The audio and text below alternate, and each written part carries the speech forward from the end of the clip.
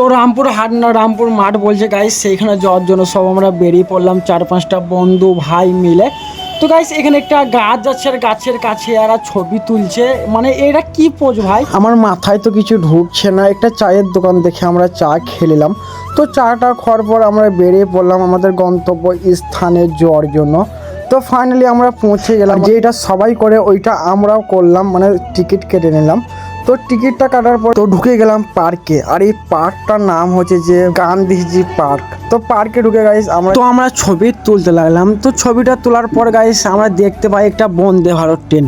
তাহলে সেদিনকে আমি হাওড়ায় ভুল ট্রেনে চেপেছিলাম। তো বাদ দাও, এক বুক কষ্ট নিয়ে আমরা আবার লেগে গেলাম ছবি তোলার প্রতিযোগিতায়।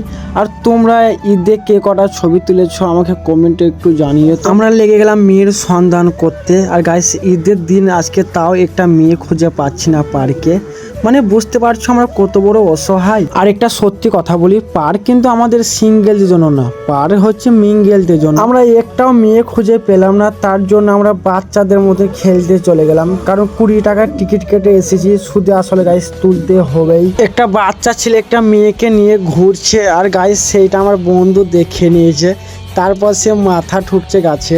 পার্কে আমাদের ঘোরাঘুরি শেষ, আমরা বেরিয়ে পড়লাম রেস্টুরেন্ট যাওয়ার উদ্দেশ্যে। তো ফাইনালি গাইস আমরা রেস্টুরেন্ট পৌঁছে গেলাম। তো প্রথমে আমরা খাবারের অর্ডার করে দিলাম। অর্ডার করে গাইস আমরা ওয়েট করছি খাবারের জন্য।